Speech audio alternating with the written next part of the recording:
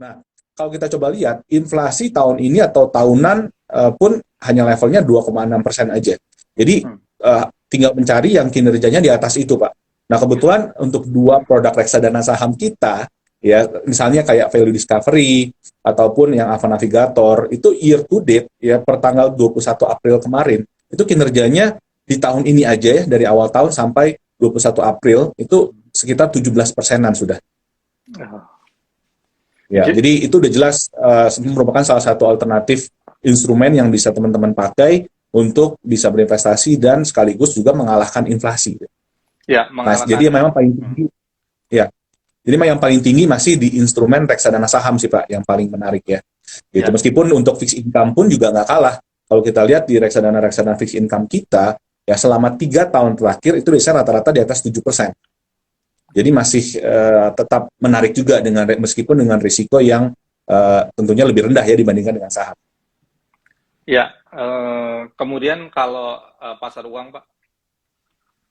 Ya, pasar uang sendiri kalau kita coba bandingkan dengan rata-rata deposito yang ada di market, bisa dibilang ya kita masih di atasnya lah sedikit gitu ya. Gitu Tapi ya. memang kalau reksadana pasar uang sendiri kita coba untuk apa namanya memberikan ke teman-teman itu pengertian bahwa lebih reksadana money market itu lebih untuk likuiditas ya karena dengan minimum yang kecil tapi teman-teman bisa mendapatkan imbal hasil yang di atas deposito yang biasanya harus minimal masuk misalnya di atas 1 miliar atau mungkin di atas 100 juta lah untuk Ya. minimum penempatan 3 bulan, 6 bulan gitu bahkan lebih jauh lagi sampai sampai 1 tahun. Tapi kalau di reksadana pasar uang itu kan sangat liquid ya, cair bisa Ya. dicairkan kapan aja di hari bursa dengan imbal hasil yang lumayan juga sih ya.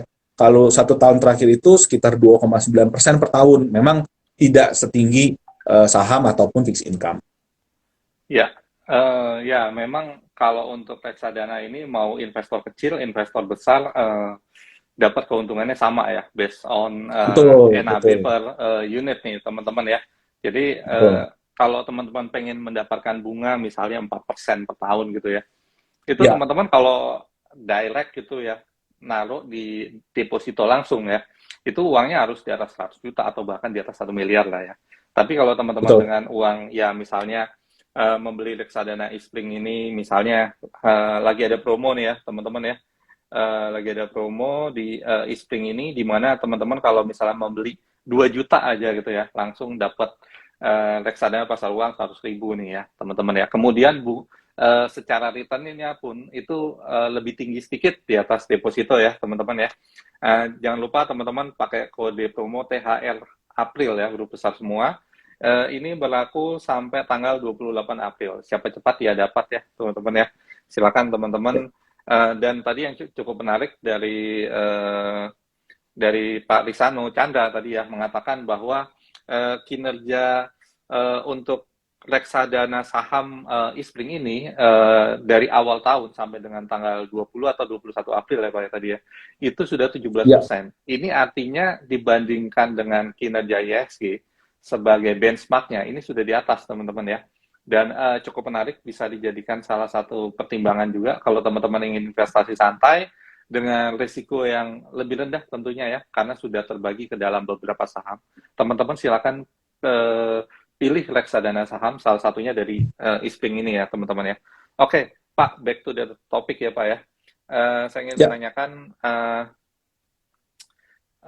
untuk saat ini Pak, jenis reksadana yang paling dapat memaksimalkan aset investor ya, terutama investor retail itu apa Pak? Apakah di saham, apakah saham ini potensinya masih ada kenaikan yang lumayan gitu ya dibandingkan dengan instrumen pendapatan tetap maupun instrumen pasar uang gitu ya? Ataukah memang karena suku bunga ini berpotensi naik justru kita harus lihatnya ke reksadana pasar uang gitu? Mohon penjelasannya Pak Risano. Baik, ya memang tidak ada jawaban pasti ya untuk setiap individu daripada investor. Nah, yang paling tahu mungkin diri kita sendiri. Nah, ini kembali lagi ke tujuan investasi dari masing-masing kita, gitu ya. Apakah tujuannya untuk jangka pendek, tujuan jangka menengah, apakah tujuan untuk jangka panjang. Nah, biasanya definisinya tuh agak beda-beda tuh ya. Kalau untuk jangka pendek itu kalau menurut secara apa namanya dunia investasi itu di bawah setahun. Di bawah setahun itu minimal setahun itu jangka pendek. Nah, antara 1 sampai 5 tahun itu jangka menengah. Nah, di atas 5 tahun baru jangka panjang. Nah, kadang-kadang nih yang definisinya suka suka tumpang tindih. Kadang-kadang karena kebiasaan cuma naruh di deposito gitu ya, 3 bulan udah jangka panjang. Padahal sebenarnya 3 bulan masih pendek gitu. Iya. Nah, jadi tergantung kembali ke tujuan investasi masing-masing. Kalau untuk jangka panjang, berdasarkan data historical dan memang secara logika juga perusahaan-perusahaan itu yang ada di IHSG pastinya dari tahun ke tahun ingin apa pendapatan mereka, profit mereka, keuntungan mereka terus bertumbuh. Nah, dan jelas ini secara data historis juga menunjukkan bahwa memang harga-harga sahamnya sendiri pun dari tahun ke tahun harusnya sesuai dengan apa proyeksi earnings yang didapat juga bisa naik. Nah, sehingga kalau kita bicara tentang imbal hasilnya aja, pastinya reksadana saham masih yang paling tinggi, Pak, yang paling optimal. Tapi harus dibarengi dengan juga jangka waktu investasi yang lebih panjang juga. Gitu. Iya, holding period tentu saja lebih panjang ya. Jadi tergantung Betul. nih teman-teman mau jangka pendek atau jangka panjang gitu ya. Kalau misalnya jangka panjang dengan return ya kira-kira ya mungkin masih belasan persen ya teman-teman ya. Itu masih cukup bagus loh untuk investasi gitu ya di reksadana saham. Kemudian kalau kita ingin berinvestasi kemudian dari sisi resikonya ini aman jangka pendek ya tentu saja reksadana pasar uang teman-teman ya. Tapi kalau teman-teman ingin investasi jangka pendek secara direct itu namanya trading ya teman-teman ya. Teman-teman ya harus mempunyai waktu tentu saja dan juga kemampuan ya analisa teknikal gitu ya. Sebetulnya ya kita berinvestasi itu lebih baik jangan trading aja gitu ya karena resikonya besar atau misalnya investasi kalau teman-teman misalnya sudah cukup mengerti boleh saja dikelola secara sendiri dengan beli saham gitu ya. Tapi alangkah lebih baiknya kalau misalnya kita jangan taruh di satu sisi aja, jangka pendek aja. Harus di mix, ada yang jangka panjang, jangka pendek gitu ya. Supaya lebih balance. Betul. Kalau jangka pendeknya misalnya lagi kondisinya nggak bagus, market yang jangka panjang ini masih bisa menahan dari sisi resiko ataupun nanti juga dari continuation pertumbuhan asetnya itu masih terjaga gitu ya teman-teman ya. Nah ini salah satunya teman-teman bisa pilih di reksadana Ispring Investment Management gitu ya. Oke. Pak Rusano, kalau kita lihat kan inflasi ini di Amerika cukup tinggi gitu. Kemudian the Fed juga akan menaikkan suku bunga. Mungkin bulan depan ada banyak pengamat mengatakan 50 basis point gitu ya. Mau nggak mau nanti di Indonesia oleh BI ya pada saat RDG dia akan menaikkan suku bunga juga. Kita nggak tahu apakah 25, apakah 50. Tetapi Pak, dampaknya ke reksadana pendapatan tetap karena biasanya gini, kalau biasanya suku bunga naik maka nilai daripada NAB per unit reksadana pendapatan tetap itu akan turun gitu Pak. Ini seberapa seberapa tinggi impact-nya Mbak terhadap reksadana pendapatan tetap? Apakah kita perlu kita jual lalu kita pindahkan ke pasar uang? Bagaimana Pak dampaknya Pak? Ya, lagi-lagi sih ya kalau menurut kami kalau untuk reksadana pendapat tetap itu kan untuk kebutuhan jangka menengah ya. Jadi sampai di atas 1 tahun, at least sampai 3 atau 5 tahun. Nah, jadi kalau dalam jangka waktu dekat misalnya Bank Indonesia akan menaikkan suku bunga, yang pastinya akan berdampak terhadap harga obligasi. Nah, ini biasanya akan terjadi koreksi. Nah, seberapa besar kemungkinan terjadinya koreksi itu yang memang yang tidak ada yang bisa tebak juga gitu ya. Besarannya berapa. Nah, bisa juga sekarang ini para investor itu sudah mempricing in ya kemungkinan untuk terjadinya kenaikan suku bunga tersebut sehingga mungkin minusnya dari sekarang. Dan ketika nanti dinaikkan tidak ada bahkan mungkin tidak terlalu impact lagi, tidak terlalu berdampak lagi. Itu juga bisa terjadi gitu. Tapi yang jelas memang kalau melihat dari pengaruh yang akan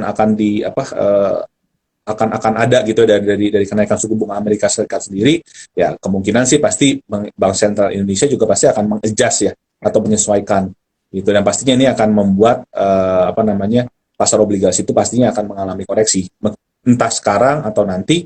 Nah, itu seberapa besar itu juga kita harus perlu lihat lagi tergantung dari likuiditas di pasar. Tapi yang jelas kita nggak perlu panik kalau memang untuk jangka menengah panjang, saya rasa justru malah biarkan aja gitu. Kalau misalnya terjadi koreksi, malah kita tambah gitu. Tapi kalau memang ya kita punya keyakinan tersendiri bahwa wah ini pasti akan turun dulu nih, mau misalnya sekarang mau di switching dulu gitu masuk ke pasar reksadana pasar uang, boleh-boleh aja sih Pak.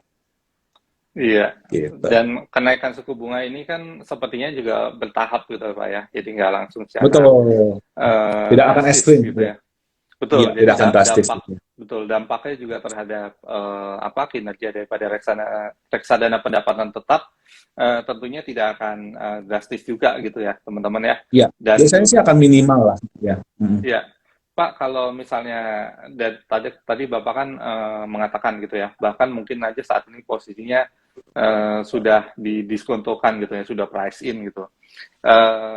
Kira-kira apakah saat ini nih harganya sudah lumayan rendah gitu Pak, sehingga nanti juga kalau kita mau masuk ke reksadana pendapatan tetap ya kita mendapatkan harga yang cukup bagus gitu ya, di mana penurunannya itu Ya, sudah mulai terbatas dan kuponnya kan juga cukup lebih tinggi ya daripada deposito gitu ya. Apakah saat ini iya. Ya. kondisinya sudah tepat Pak masuk ke reksadana fixed income ini?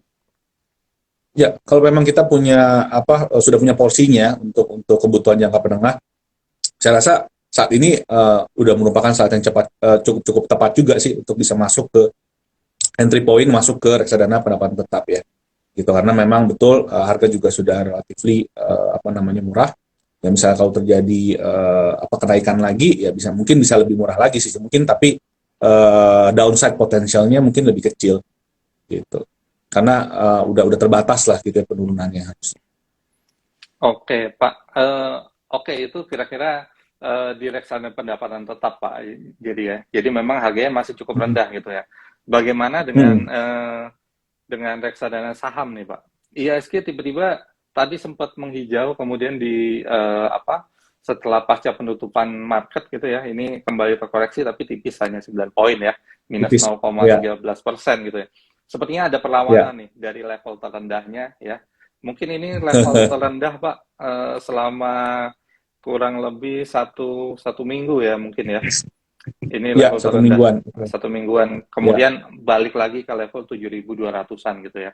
Ini sepertinya masih ada ya. perlawanan gitu ya. Saya lihat juga saham-saham perbankan juga mulai mengalami kenaikan sesuai dengan kinerja ya daripada kinerja perbankan tersebut yang secara keuangan cukup baik gitu ya. Nah, ini Benar. apakah untuk reksadana saham ini masih ada view nih Pak ke depannya? Dan kalau boleh tahu nih Pak ya, kira-kira level tertinggi untuk IHSG tahun ini dari Eastspring itu berapa Pak sebenarnya? Oke, mungkin saya mau disclaimer dulu karena kita Ya, adalah manajer investasi based on OJK regulation, kita nggak boleh kasih target Pak. Gitu. Tapi saya boleh share apa yang menjadi konsensus daripada market ya atau dari rekan-rekan kita di broker house.